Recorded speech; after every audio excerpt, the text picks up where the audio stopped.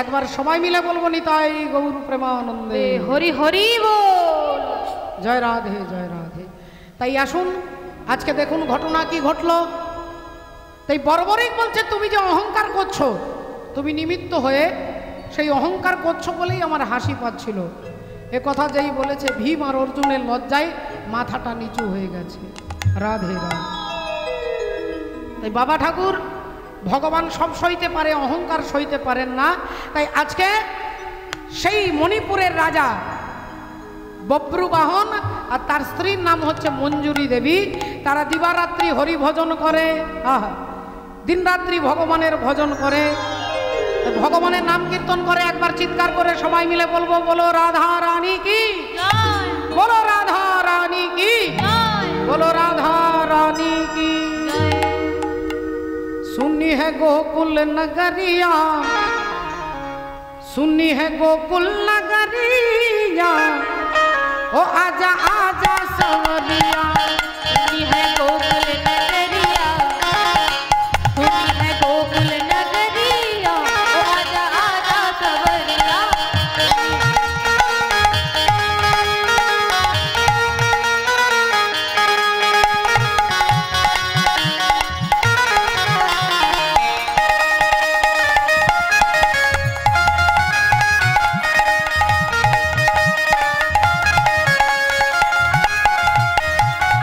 आजा सवरिया रे आजा सवरिया, आजा सवरिया रे आजा सवरिया, आजा सवरिया रे आजा सवरिया, आजा सवरिया रे आजा सवरिया। सुनी है सुनी है सुनी है गोकुल नगरिया, आजा आजा सवरिया। गोकुल नगरिया, ओ आजा आजा सवरिया।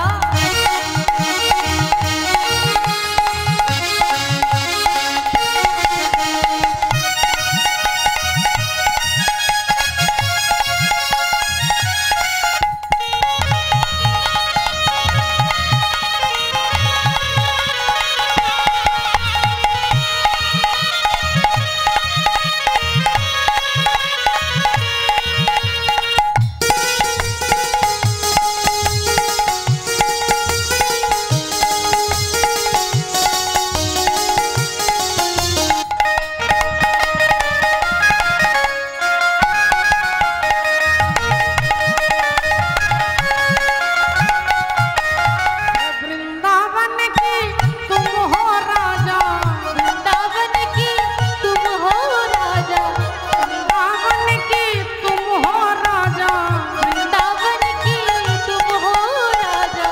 आजा आजा माखन खाजा, आजा आजा माखन खाजा, ढूंढे नगर और नगरिया, ढूंढे नगर और नगरिया, आजा सब मारा उन्हीं धोने गोकुल नगरिया, ओ आजा आजा सवरिया। सुनी है गोकुल नगरिया, ओ आजा आजा सवरिया।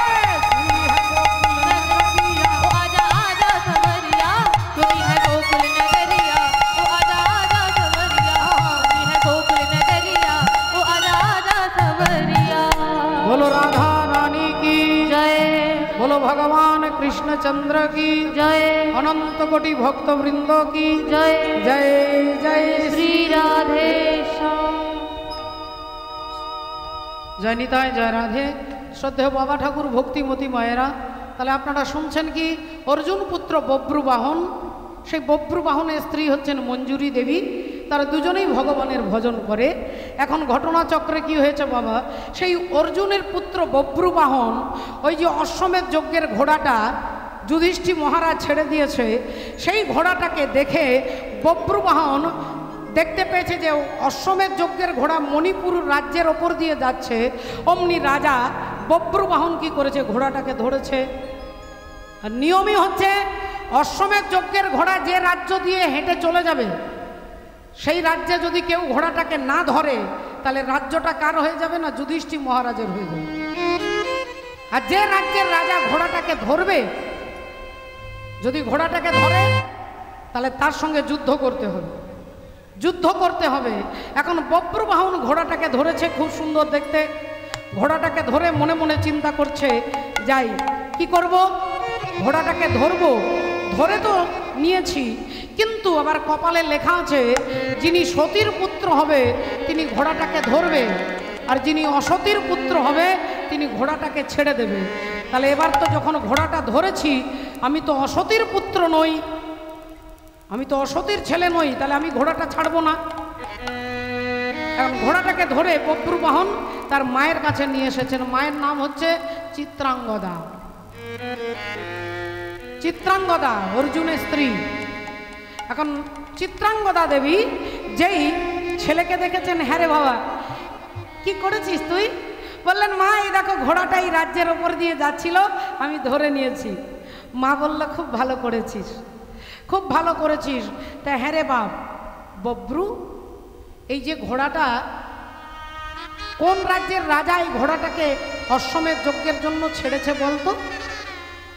বললেন দাঁড়াও মা, একটু দেখে নিচ্ছি। কপালে তো লেখা আছে যিনি অসতীর পুত্র তিনি ঘোড়াটাকে ধরেও ছেড়ে দেবে, আর যিনি সতীর পুত্র তিনি ধরে রাখবে। তাই ঘোড়াটাকে তো ছাড়বার কোনো প্রশ্নই নেই। এবার যজ্ঞটা কে করছে? হরি বলে রাধে রাধে। যজ্ঞটা কে করছে? ভক্তমণ্ডলী, ভক্তিমতী মায়েরা একটু ভালো করে লক্ষ্য করে দেখবেন। অর্জুনের স্ত্রী হচ্ছে চিত্রাঙ্গদা, অর্জুনের পুত্র হচ্ছে বব্রুবাহন।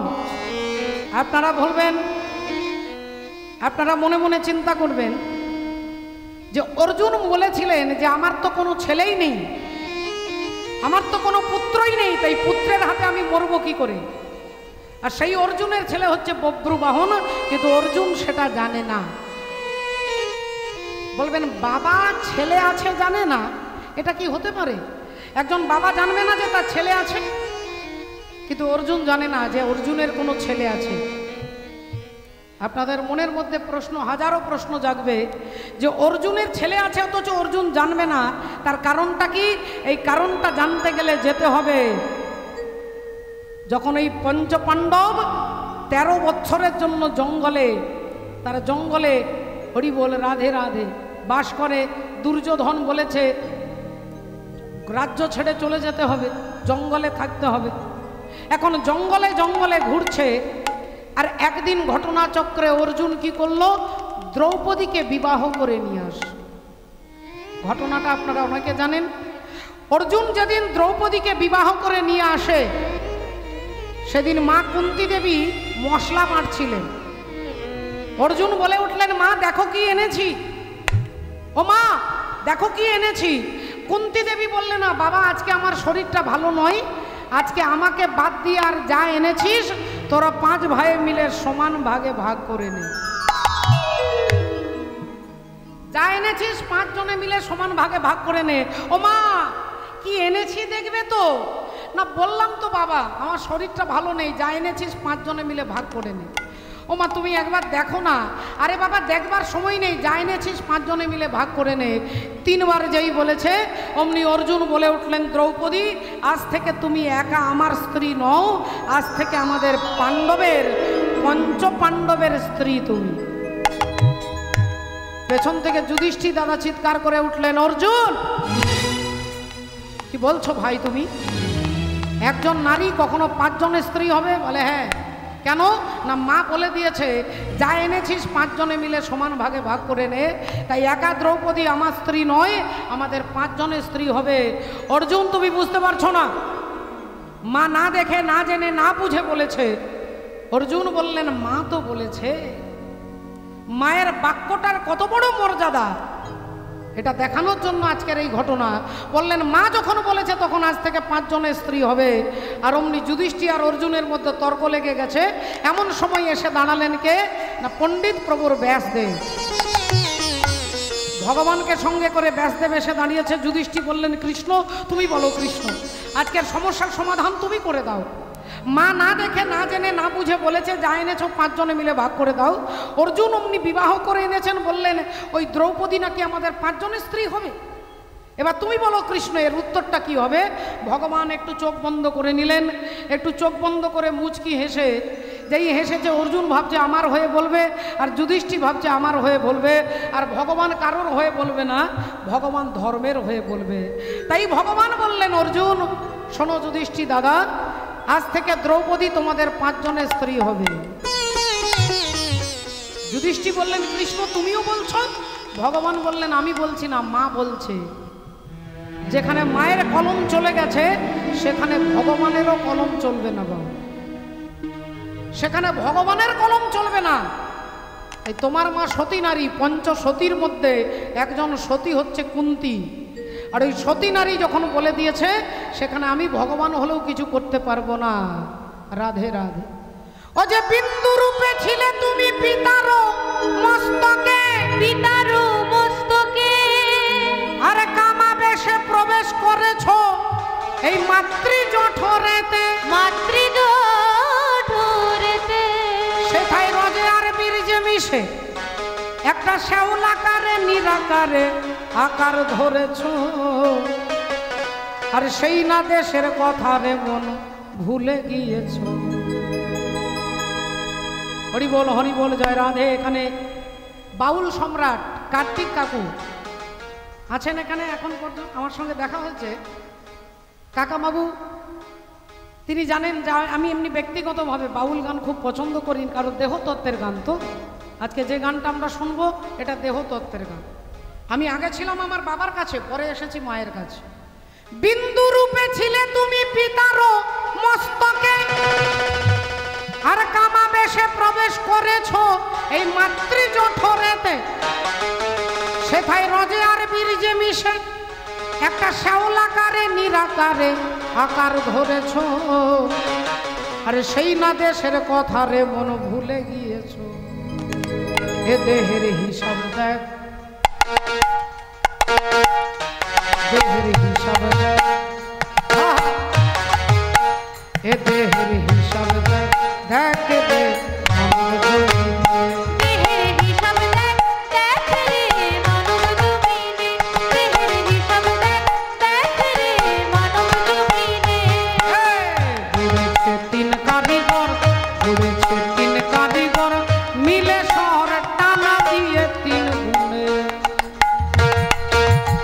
দেহের হিসাব দেখ, দেখ রে মানব জমিনে, দেহের হিসাব দেখ, দেখ রে মানব জমিনে।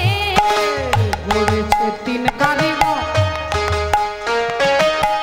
3 জন ইঞ্জিনিয়ার আমার দেহটা তৈরি করেছে।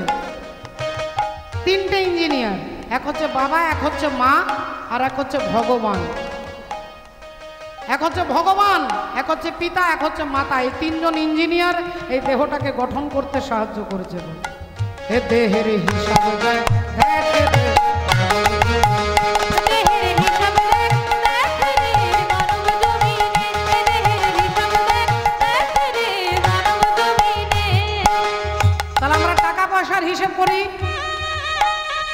কোথায় কত টাকা রেখেছি, কোনখানে রাখতে হবে, কিভাবে পাবো, টাকাগুলোর আমরা হিসেব করে নিই। একটা সারা জীবনে কত খরচা হলো, কত জমা হলো, আমরা একটা হিসেব মোটামুটিভাবে করি। কিন্তু বাবা ঠাকুর এই দেহটার একটা হিসেব আছে, এই দেহটার হিসেব আগে আপনাকে জানতে হবে। কি হিসেব? বলে বাবার কাছে 4, মায়ের কাছে 4, আর ভগবানের কাছে 10। কত হবে মা? 4, 4 আর 10, 18। হ্যাঁ, 18টা মোকাম দিয়ে আমাদের দেহ তৈরি হয়। 18 মোকামের এই দেহ।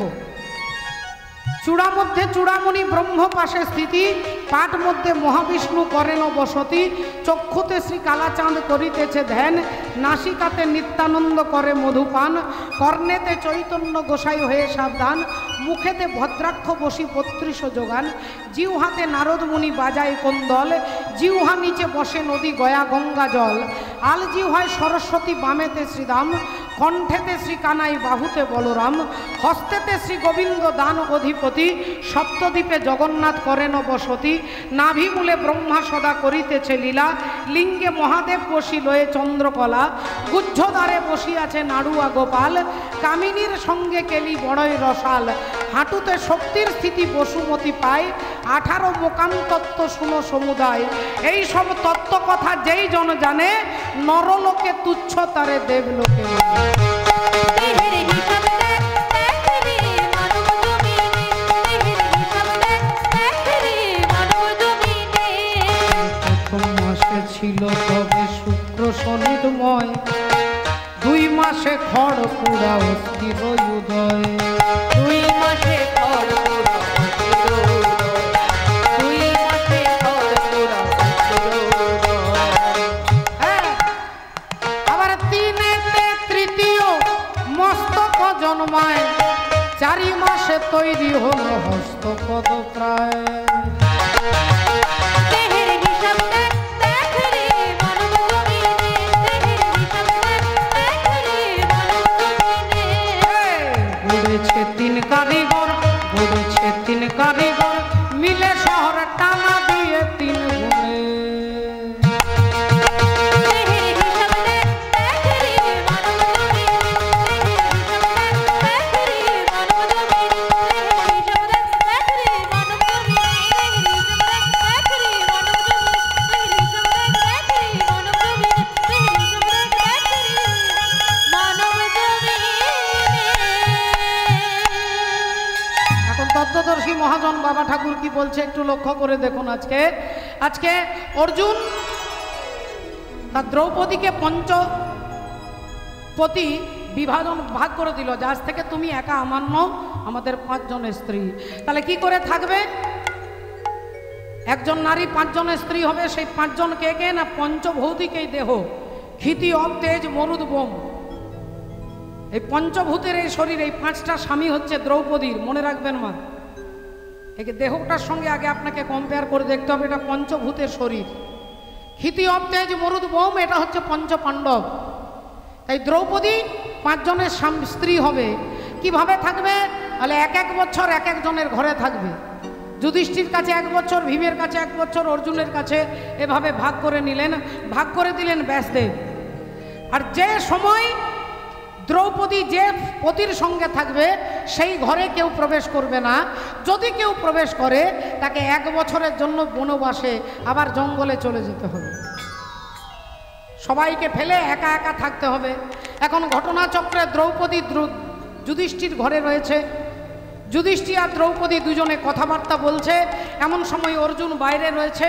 একজন ব্রাহ্মণ চিৎকার করতে করতে আসছে, বাঁচাও বাঁচাও, অর্জুন বাঁচাও, অর্জুন বাঁচাও। অর্জুন চমকে উঠলেন, কি ব্যাপার, কি ব্যাপার ব্রাহ্মণ ঠাকুর আপনি? বললেন, আমার একটা গাভী মাতাকে একটা বাঘ টেনে নিয়ে চলে যাচ্ছে। অর্জুন তুমি আমার গাভী মাতাটাকে বাঁচাও, বাঁচাও অর্জুন। গোর ব্রহ্মণে হিতায় আছে জগতে হিতায় কৃষ্ণায় গোবিন্দায় নমো নমঃ। এই গোবিন্দ যদি ব্রাহ্মণ আর গরুর জন্য হিত সাধন করে, তুমি সেই ভগবানের সখা অর্জুন, আমার গাভীকে তোমাকে রক্ষা করতে হবে। কিন্তু গাভীটাকে রক্ষা করতে গেলে বাঘটাকে মারতে হবে, আর বাঘটাকে মারতে গেলে তীর ধেনুকের প্রয়োজন।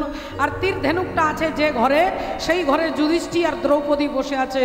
তাহলে সেই ঘরে তো ঢোকা যাবে না, কারণ সে ঘরে ঢুকতে গেলে 1 বছরের জন্য জঙ্গলে চলে যেতে হবে। কিন্তু ব্রাহ্মণ কান্নাকাটি করছে, আমার গাভীকে বাঁচাতে হবে। এখন অর্জুন ধর্ম রক্ষা করবে, ক্ষত্রিয়ের ধর্ম রক্ষা করবে না সংসারের ধর্ম রক্ষা করবে? এই চিন্তা করতে করতে ভাবলেন ওই ব্রাহ্মণকেই সাহায্য করা হচ্ছে আমার ধর্ম। তাই অর্জুন ছুটে গিয়ে দ্রৌপদী আর যুধিষ্ঠির যে ঘরে বসে আছে সেই ঘরে গিয়ে হাত জোড় করে ক্ষমা চেয়ে আর তীর ধনুকটাকে নিয়ে ব্রাহ্মণের গাভীকে উদ্ধার করে ব্রাহ্মণের হাতে গাভীকে দিয়ে আর অর্জুন তীর ধনুকটা রেখে দাদা যুধিষ্ঠির কাছে দাঁড়ালেন। বললেন, দাদা আজ আমি নিজের দোষ নিজেই স্বীকার করছি। ওই ব্রাহ্মণকে সাহায্য করতে গিয়ে আমি ধর্ম লঙ্ঘন করেছি, তোমার ঘরে প্রবেশ করেছি। তাই আমি নিজেই আজ থেকে তোমাদের সঙ্গ ছেড়ে 1 বছরের জন্য আমি জঙ্গলে চলে যাচ্ছি। যুধিষ্ঠির বললেন, ভাই রে তুই যাস না ভাই, তুই যাস না ভাই, তুই ব্রাহ্মণের সাহায্যের জন্য ঢুকেছিস, এটা কোনো অপরাধ নয়। বললেন, না দাদা, পণ্ডিত ব্যাসদেব যখন ভাস দিয়েছে যে ঘরে স্বামী স্ত্রী থাকবে সেই ঘরে ঢুকলে তাকে 1 বছরের জন্য বনবাস করতে হবে, তাই আমি সেই কথা লঙ্ঘন করতে পারবো না। দাদা আমি চললাম। প্রণাম করে অর্জুন চলে যাচ্ছেন। বাবু দেখুন কত বড় ধর্ম রক্ষাকারী। অর্জুন চলে গেলেন 1 বছরের জন্য। দেখতে দেখতে 1 মাস 2 মাস পেরিয়ে গেল। মাথার চুল বেড়ে গেছে, হাতের নখ বেড়ে গেছে, দাড়ি গোপ বেড়ে গেছে। অর্জুনকে চেনা যাচ্ছে না। 6 মাস পেরিয়ে গেছে। জঙ্গলে কখনো গাছের তলায়, কখনো গাছের পাতা, কখনো গাছের ফল, কখনো ঝর্ণার জল খেয়ে 6টা মাস পেরিয়ে গেছে, বাকি আছে আর 6 মাস। ক্লান্ত হয়ে গাছের তলায় একটা রাস্তার ধারে অর্জুন শুয়ে আছে। বাবা হাতের ওপরে বালিশ করেছে আর হাতের বাহুতে মাথাটা রেখে অর্জুন ঘুমোচ্ছেন। আর এদিক থেকে আসছে মণিপুরের রাজা, চিত্রভানু রাজার কন্যা চিত্রাঙ্গদা।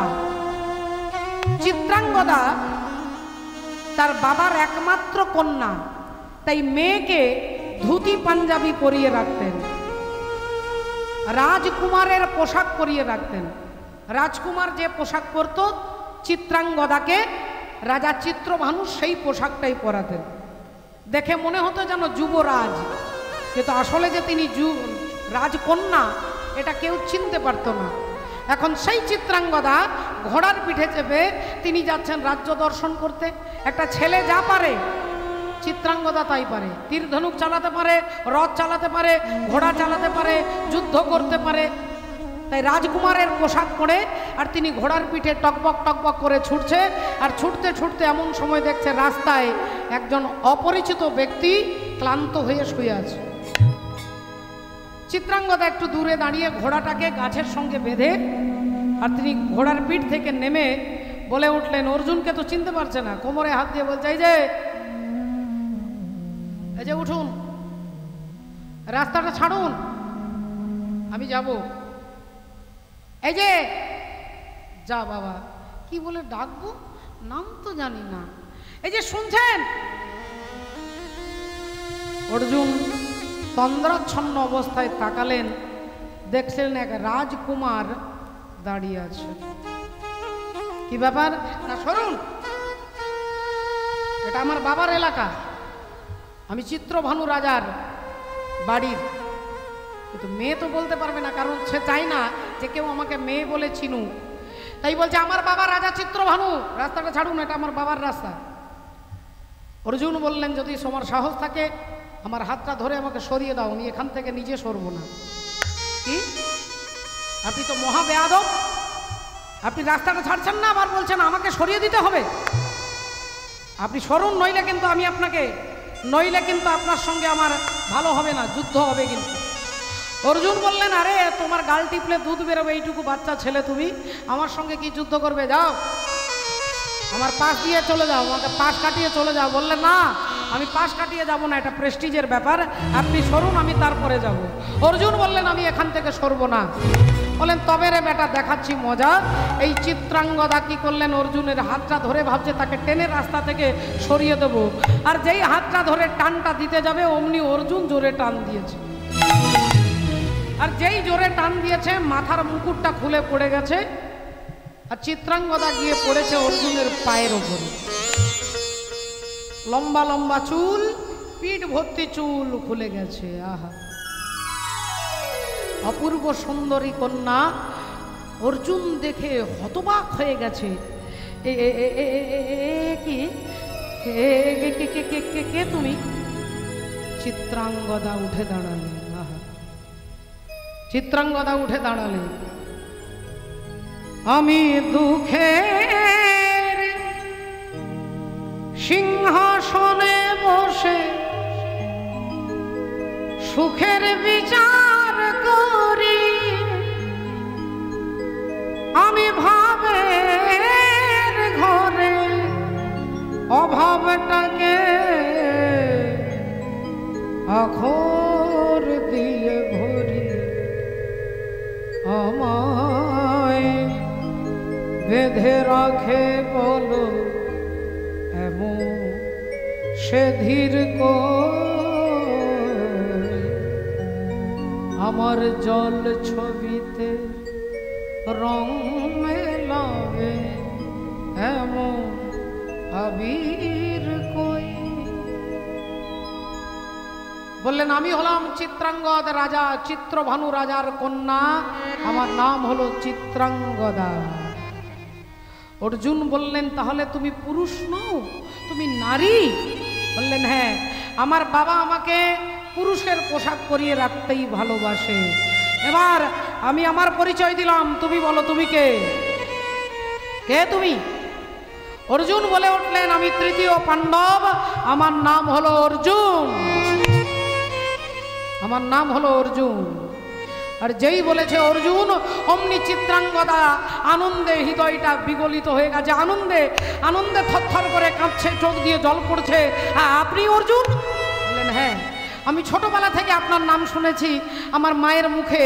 আমি ছোটবেলায় মায়ের কোলে যখন ঘুমোতাম আমার মা আপনার গল্প করতেন। আমার মা বলতেন অর্জুন বিরাট বড় বীর, অর্জুন ত্রিভুবন বিজয়ী অর্জুন। আর সেই আপনার কথা শুনে শুনে আমি ছোটবেলা থেকে বড় হয়েছি, তাই মনে প্রাণে আমি আপনাকে ভালোবেসেছি। তাই আমি চিত্রাঙ্গদা, আমি আপনাকে কথা দিলাম আজ থেকে আপনি আমাকে গ্রহণ করুন। আমি আপনাকে প্রতিরূপে স্বীকার করলাম, আপনি আমাকে স্ত্রীর মর্যাদা দিয়ে গ্রহণ করুন।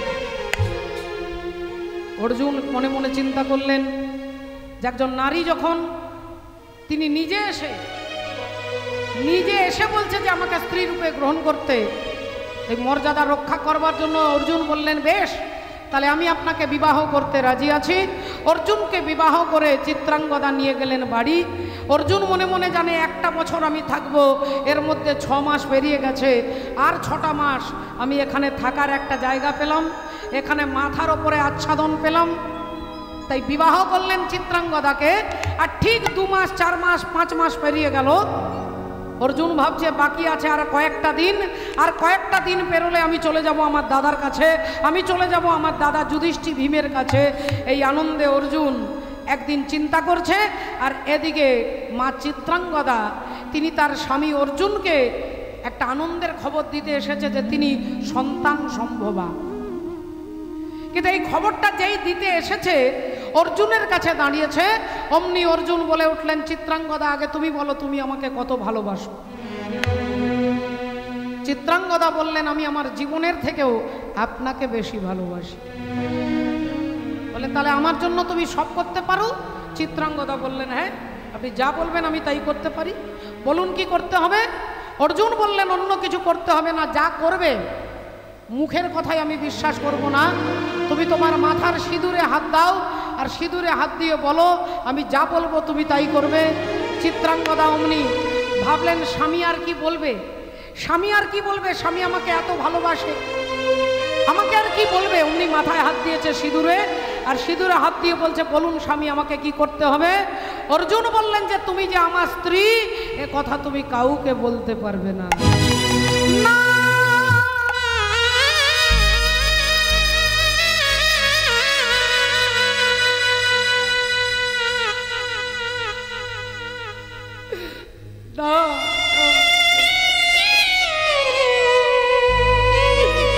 কি বলছেন স্বামী, আমি কোনোদিন কাউকে বলতে পারবো না। না, তুমি তোমার মাথার সিঁদুরে হাত দিয়েছ, আর সতী নারী সিঁদুরের মর্যাদা বোঝে। একজন সতী নারী, একজন আদর্শ নারী, তিনি জানে যে সিঁদুরটার কত মূল্য, সিঁদুরের কত মূল্য। আপনাদের মতো মায়েরা সকলে বোঝে, ভক্তিমতী মায়েরা, কিছু কিছু মায়েরা আছেন বিয়ে হয়েছে কিন্তু বিয়ের পরে সিঁদুর পরে, যদিও সিঁদুর পরে ওই বীরভূম রোড ছেড়ে দিয়ে মা হাওড়া রোডে সিঁদুর করতে ভালোবাসে। হ্যাঁ, রাধে রাধে। এখন সিঁদুরের গুরুত্ব বুঝতে গিয়ে মা চিত্রাঙ্গদা বলে উঠলেন স্বামী আমি এই মাথায় যখন হাত দিয়েছি, আমি যদি কথা রাখতে না পারি। অর্জুন বললেন তোমাকে বিধবা হতে হবে। বলো তুমি বিধবা হতে চাও না তুমি সবাইকে গোপন করতে চাও, বলো তুমি কি চাও। চিত্রাঙ্গদা বললেন স্বামী আমি জন্ম জন্মান্তরে কখনো চাই না যে আপনি মারা যান, আমি বিধবা হই, আমি চাই না।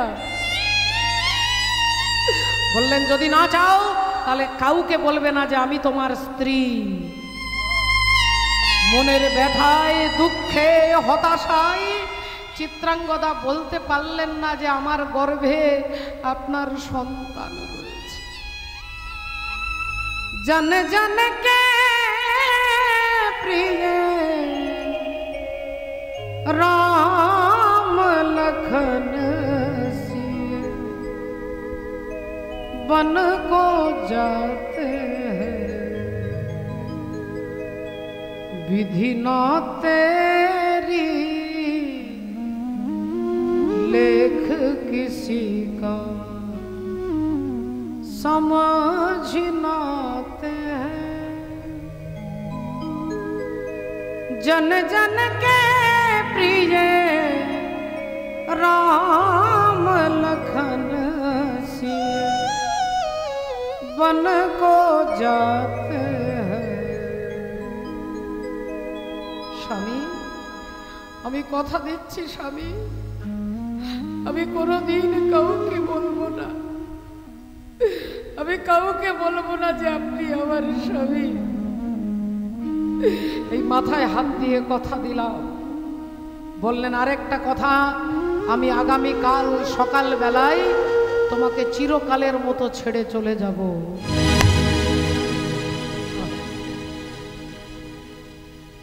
তোমাকে চিরকালের মতো ছেড়ে চলে যাব। চিত্রাঙ্গদার মাথায় যেন বজ্রাঘাত হলো। চিত্রাঙ্গদার মাথায় যেন বজ্রাঘাত হলো। সবুজ পাতাকে ছিঁড়ে ফেলেছ, ফুলেতে আগুন তুমি জ্বেলেছ, ফাগুনের সব কেড়ে নিয়েছ, স্মৃতিটুকু তার কেন কারণী? কি তার জবাব দেবে যদি বলি আমি কি হেরেছি? তুমিও কি একটু হারনি? তুমিও কি একটু হারো? তুমি অনেক যত্ন করে আমায় দুঃখ দিতে চেয়েছ, দিতে পারোনি, দিতে পারোনি। কি তার জবাব দেবে যদি বলি আমি কি হেরেছি? তুমিও কি একটু হারনি? তুমিও কি একটু হারো?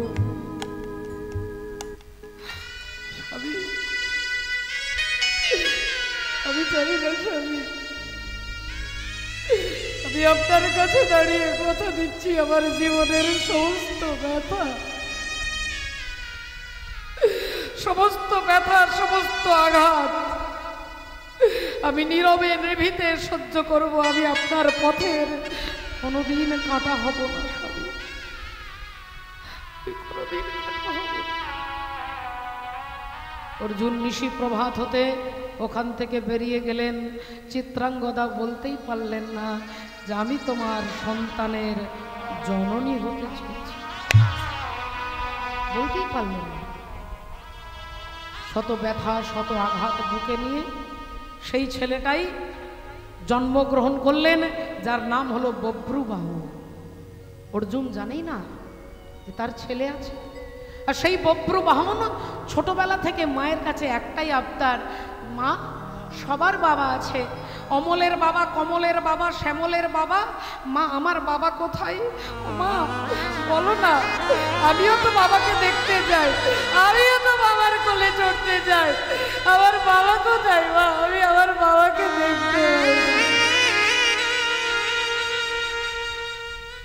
অন্তরটার হৃদয় ব্যথায় ভরে যায়, মা বলতে পারে না। মা যে কথা দিয়েছে, তাই প্রতিদিন কখনো একটা বাতাসা, কখনো একটা লাড্ডু হাতে দিয়ে ছেলেকে ভুলিয়ে দেয়। ছেলে ভুলে যায়, কিন্তু ছেলে যেমন যেমন বড় হয় তেমন তেমন মায়ের কথা, বাবার কথা জিজ্ঞাসা করে রাধে রাধে। শ্রদ্ধেয় বাবা ঠাকুর ভক্তিমতী মায়েরা প্রতিদিন জিজ্ঞাসা করে, কিন্তু মা সিঁদুরে হাত দিয়ে কথা দিয়েছে তার বাবার পরিচয় বলবে না। আর আজকে সেই বব্রুবাহন অশ্বমেধ যজ্ঞের ঘোড়াটা ধরেছে। মা বললেন, দেখ তো বাবা, কে অশ্বমেধ যজ্ঞ করছে, কোন রাজা করছে একটু দেখতো। অমনি বব্রু বাহন বলে উঠলেন, দাঁড়াও মা দাঁড়াও, রাধে রাধে, এক্ষুনি বলে দিচ্ছি। এই তো ওপরেই লেখা আছে যুধিষ্ঠির, তারপরে লেখা আছে ভীম, আর তারপরে লেখা আছে তৃতীয় পাণ্ডব অর্জুন। আর যেই অর্জুন বলেছেন অমনি চিত্রাঙ্গদা চমকে উঠেছে, চিৎকার করে উঠেছে, না। হ্যাঁ, বব্রুবাহন বললেন, মা মা গো, তোমার কাছে যুধিষ্ঠির নাম বললাম, তুমি নীরবে শুনলে, কোনো সাড়া করলে না। ভীমের কথা বললাম, তুমি কিছুই বললে না। অর্জুনের কথা বললাম, তুমি আটকে উঠলে, তুমি চমকে উঠলে। সত্যি করে বলো মা, কে অর্জুন? বলো মা, এতদিন তোমাকে জিজ্ঞাসা করেছি, তোমাকে জিজ্ঞাসা করেছি আমার বাবাকে, তুমি কখনো বলনি। আজকে বলো অর্জুনকে। তুমি প্রতিদিন আমাকে বলে দিয়েছো, যতবার বাবার কথা জিজ্ঞাসা করি তুমি ততবার বলো যে আমাকে জিজ্ঞাসা করিস না, মন্দিরে গিরিধারী গোপালকে জিজ্ঞাসা কর, ওই গিরিধারী জানে তোর বাবা কোথায়। আজকে তুমি বলো মা অর্জুনকে, বলো মা অর্জুনকে। মাতা চিত্রাঙ্গদার মুখ দিয়ে বেরিয়ে গেল, আমি তোর বাবার কথা বলতে পারবো না। বললেন, তো ঠাকুর ঘরে কে না, আমি তো কলা খাইনি। আমি জিজ্ঞাসা করলাম অর্জুনকে, তুমি বলছো বাবার কথা বলতে পারবো না। তাহলে বলো মা, অর্জুন কি আমার বাবা? অর্জুন কি আমার পিতা, জন্মদাতা? বলো মা, বলো। তুমি চুপ করে থেকো না। মায়ের চোখ দিয়ে শুধু টপ টপ করে জল পড়ছে, মা কিছু বলতে পারছে না। ছুটে গেলেন বব্রুবাহন ভগবানের কাছে। মন্দিরে গিয়ে আছাড় খেয়ে পড়লেন, হে পরমাত্মা, হে পরমাত্মা, হে গোবিন্দ, তুমি নাকি সকলের পিতা, তুমি সবার পিতা যেহেতু, তাই তুমি সবই জানো। আমার বাবা নাকি তোমার কাছে থাকে, তাই আমার বাবা যদি তোমার কাছে থাকে, আজ থেকে আমি বাবার খোঁজ করব না, আজ থেকে আমি তোমার খোঁজ করব। আজ থেকে তোমাকে আমি চাইবো, কারণ তোমার সাথে যদি আমার বাবা থাকে, তাহলে তোমাকে চাইলে আমি আমার বাবাকে পেয়ে যাব। আহা, তুমি যদি ভগবান ভক্তেরই প্রাণ, হবে কেন দুঃখ দাও? ওহে দয়া, তবে কেন দুঃখ দাও? তুমি যদি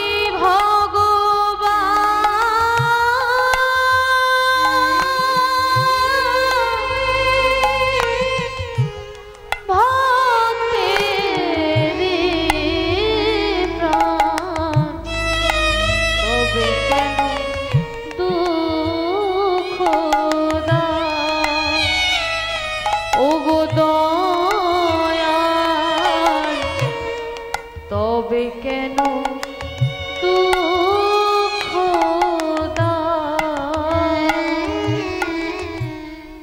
তুমি যে কামনা, তুমি যে বাসনা, সকলি তোমারি দান। ওহে দয়াল, তুমি যে ভক্তেরই প্রাণ, তুমি যদি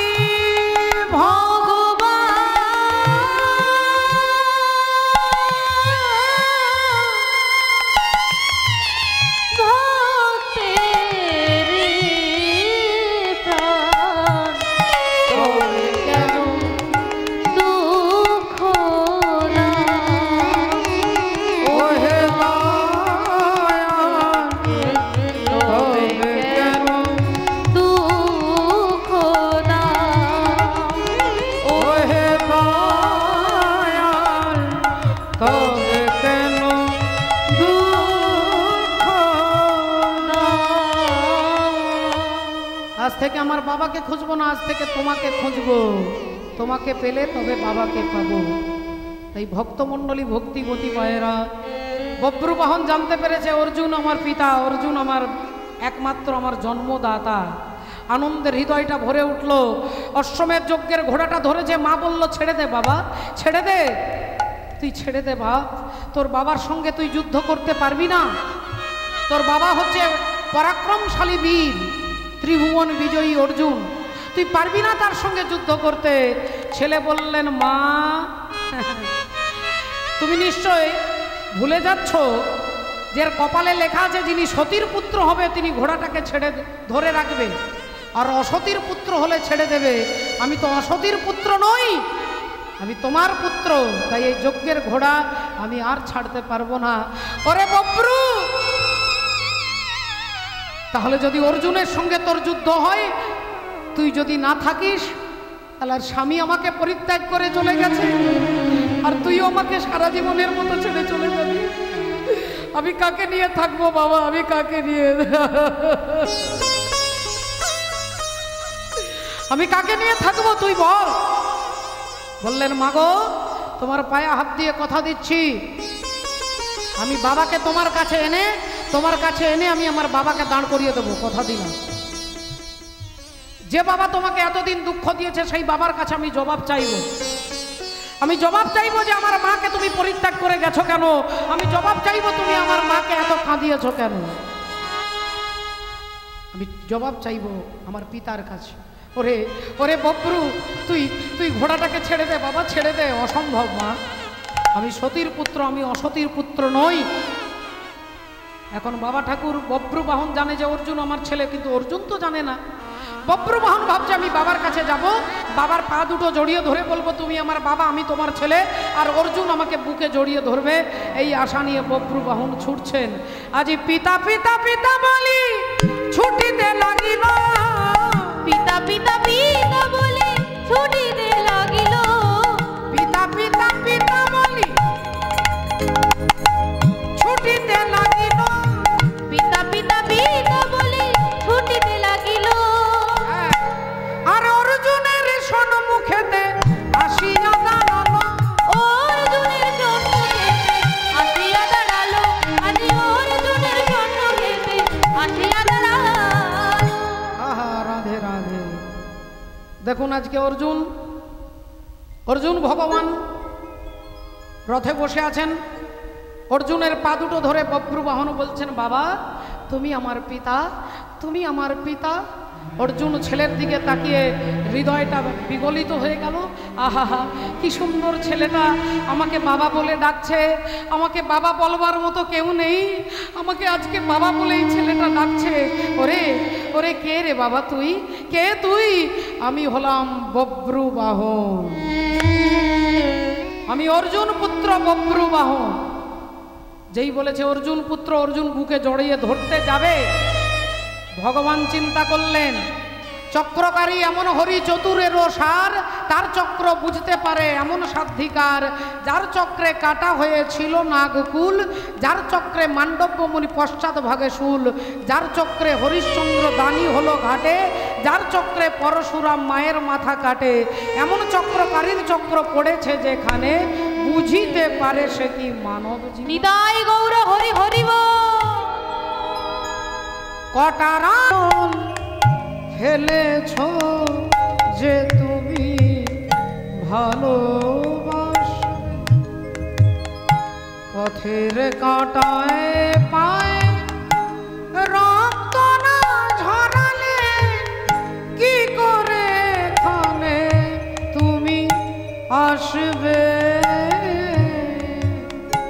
কফটা চোখের জল ফেলেছ যে তুমি ভালো।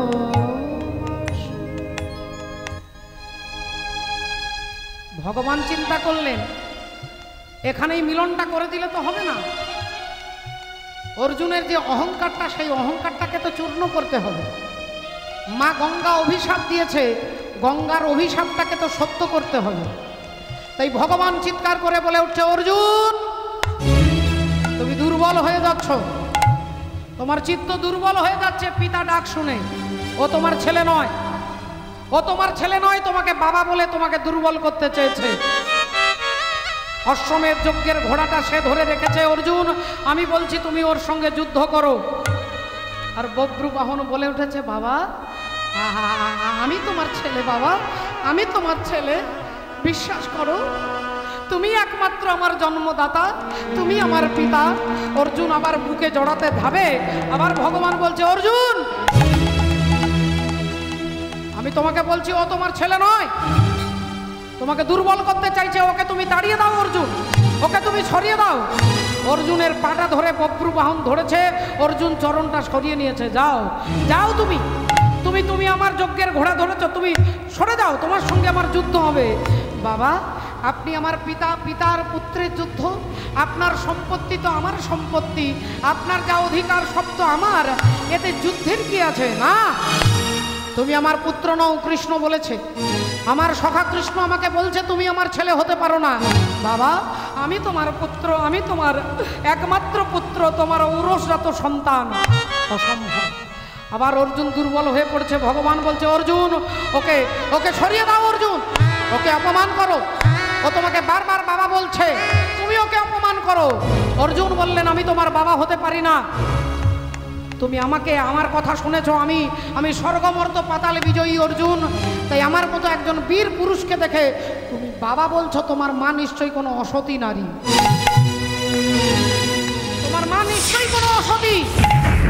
আর যেই বলে অসতী বলেছে, অমনি বব্রুবাহন ধনুর্বাণ নিয়ে হাতে নিয়েছে। অর্জুন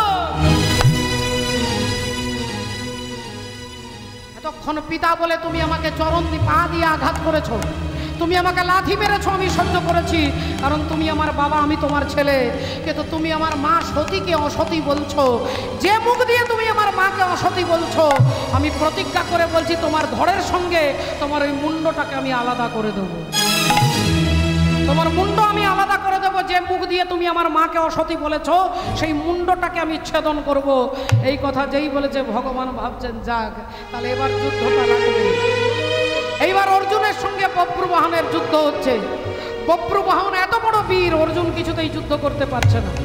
অর্জুন বারবার বারবার দুর্বল হয়ে পড়ছে, অর্জুন কিছুতেই যুদ্ধ করতে পারছে না। বব্রুবাহন অর্জুনকে মারবার চেষ্টা করছে, মারতে পারছে না। এমন সময় এসে দাঁড়ালেন কে? গঙ্গে গঙ্গে মা গঙ্গে, গঙ্গে গঙ্গে মা গঙ্গে, গঙ্গে গঙ্গে মা গঙ্গে, গঙ্গে গঙ্গে মা গঙ্গে, গঙ্গে গঙ্গে মা গঙ্গে, গঙ্গে গঙ্গে মা গঙ্গে, গঙ্গে গঙ্গে মা গঙ্গে, গঙ্গে গঙ্গে মা গঙ্গে, গঙ্গে গঙ্গে মা গঙ্গে, গঙ্গে গঙ্গে মা গঙ্গে। হে মা সুরেশ্বরী গঙ্গে, ও হে মা সুরেশ্বরী গঙ্গে, মা হে মা সুরেশ্বরী গঙ্গে, ও হে মা সুরেশ্বরী গঙ্গে, গঙ্গে গঙ্গে মা গঙ্গে, গঙ্গে গঙ্গে মা গঙ্গে, গঙ্গে গঙ্গে মা গঙ্গে, গঙ্গে গঙ্গে মা গঙ্গে, গঙ্গে গঙ্গে মা গঙ্গে, গঙ্গে গঙ্গে মা গঙ্গে, গঙ্গে গঙ্গে মা গঙ্গে, গঙ্গে গঙ্গে মা গঙ্গে। গঙ্গা দেবী এসে দাঁড়ালেন। বব্রুবাহন, অর্জুনের সঙ্গে যুদ্ধ করে তুমি অর্জুনকে মারতে পারবে না। আমি গঙ্গা তাকে অভিশাপ দিয়েছিলাম যে হে অর্জুন, তুমি আমার সামনে আমার ছেলে ভীষ্মদেবকে তীরবিদ্ধ করে মেরেছ। আমি অভিশাপ দিচ্ছি একদিন তোমার ছেলেও তোমাকে হত্যা করবে, কিন্তু আমার অভিশাপে তোমারই হাতে অর্জুন মারা যাবে। কিন্তু যতক্ষণ আমি গঙ্গা, আমি দেহটা ত্যাগ করব, একটা বাণ আমার দেহ থেকে তৈরি হবে, যার নাম হবে গঙ্গা বাণ। আর এই গঙ্গা বাণের দ্বারা তুমি অর্জুনকে মারলেই তবে অর্জুনের লীলা অবসান হবে, তবে অর্জুন মারা যাবে। তাই আমি বাণ রূপ ধারণ করেছি, এই গঙ্গা বাণ দিয়ে তুমি অর্জুনকে আঘাত করো। আর সঙ্গে সঙ্গে গঙ্গা দেবী দেহত্যাগ করলেন, তার দেহটা থেকে একটা বাণ তৈরি হলো। আর ওই বাণটা কি করলো? যেই বব্রুবাহন ধনুকের মধ্যে যুক্ত করে অর্জুনকে লক্ষ্য করে আঘাত করছে। অর্জুন, তুমি আমার মাকে অসতী বলেছ, আমি তোমার পায়ে ধরেছি, তুমি আমাকে পা দিয়ে আঘাত করেছ, আমি মনে করেছি তুমি আমার পিতা, আমি তোমার পুত্র, কিন্তু তুমি আমার মাকে অসতী বলেছ। যে মা আমাকে এত কষ্ট করে, এত যন্ত্রণা, এত লাঞ্ছনা গঞ্জনা সহ্য করে আমাকে বড় করেছে, সেই মাতৃনিন্দা আমি সহ্য করতে পারবো না, এই বাণ দিয়ে তোমাকে আমি আঘাত করলাম।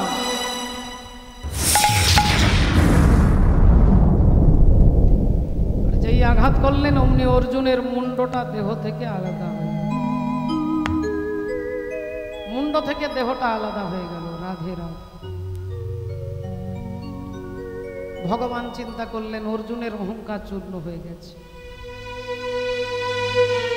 অর্জুনের অহংকার চূর্ণ হয়ে গেছে। অর্জুন বলেছিল না যে আমার তো ছেলেই নেই, আমাকে কে মারবে, তাহলে গঙ্গার দেওয়া অভিশাপটা মিথ্যে। আজকে অহংকার তার চূর্ণ হয়ে গেছে, অর্জুনের কাটা মুন্ডটা পড়ে আছে। আর এদিক থেকে মা চিত্রাঙ্গদা ছুটতে ছুটতে আসছে, চিৎকার করতে করতে আসছে, ওরে বব্রু,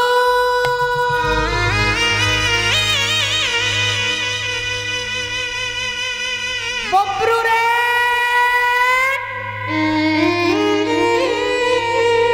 ছুটতে ছুটতে এসে দেখছে ছেলে দাঁড়িয়ে আছে আর তার স্বামী কাটা মুন্ডটা পড়ে আছে, কাটা মুন্ডটা পড়ে আছে। মা চিত্রাঙ্গদা ছুটে গিয়ে অর্জুনের কাছে দাঁড়িয়ে বললেন, স্বামী, সারা জীবন শুধু দুঃখই পেয়েছি,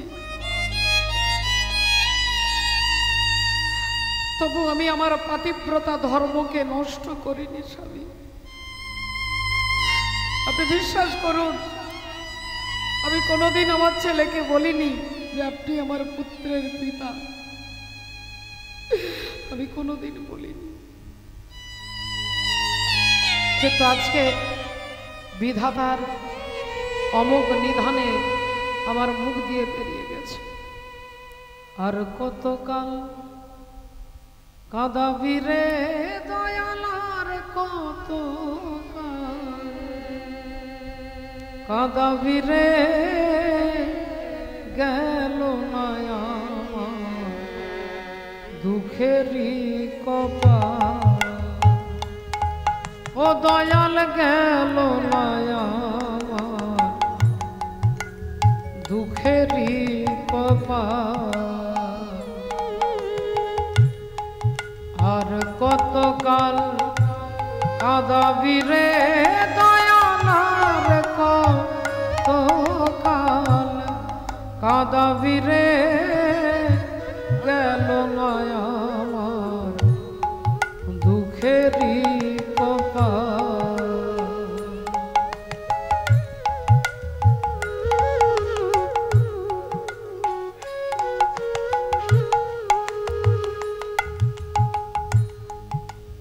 আশা কইরা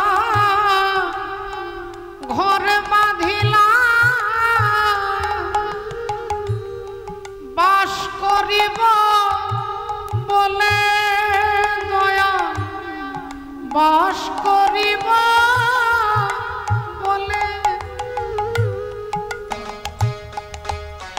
এই স্বামী অর্জুনের ছিন্ন ভিন্ন দেহটা দেখে মা চিত্রাঙ্গদা চিৎকার করে বলে উঠল, ওরে বব্রু, তুই তোর নিজের হাতে তোর বাবাকে তুই খুন করেছিস, তুই তোর পিতাকে খুন করেছিস। আমি যদি অর্জুনের পত্নী হই তাহলে আজকে আমিও প্রতিজ্ঞা করছি, আমি যে হাত দিয়ে তোকে কোলে নিয়ে লালন পালন করেছি, এই হাত দিয়ে আজ আমি তোকে হত্যা করব, আজ আমি তোকে হত্যা করব।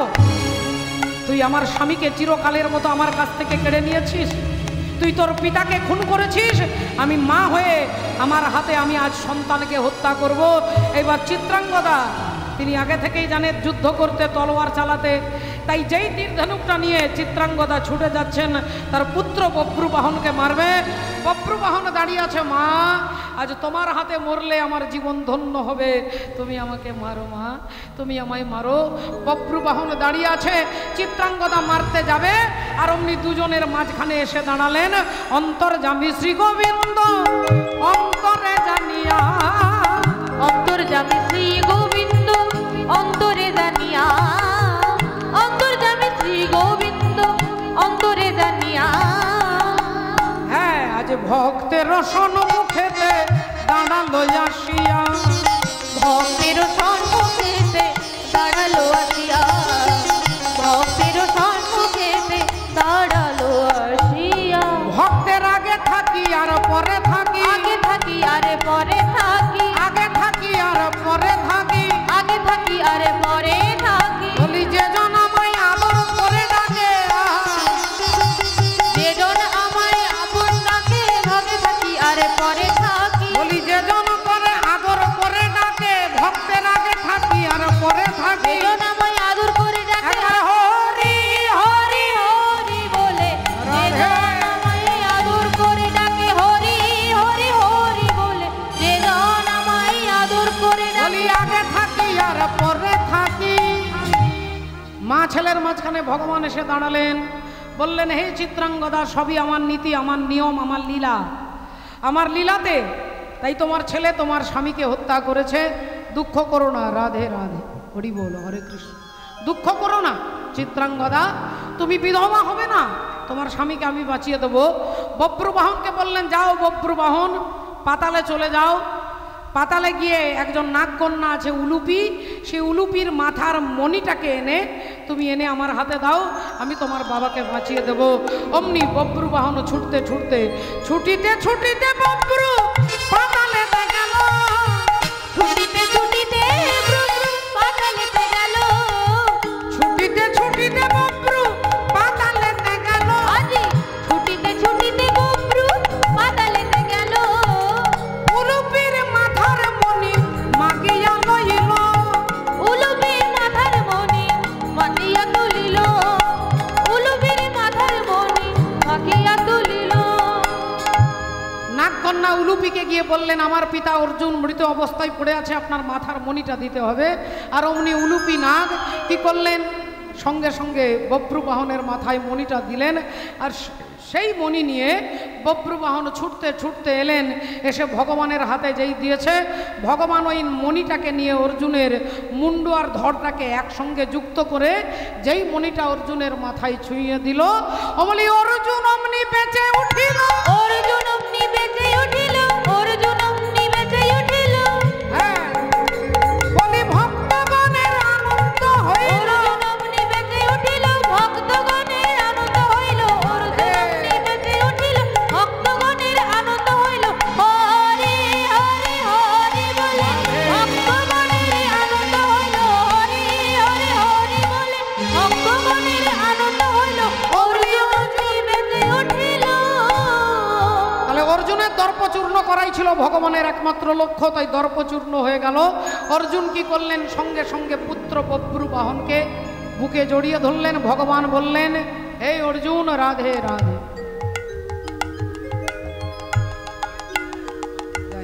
জয় রাধে।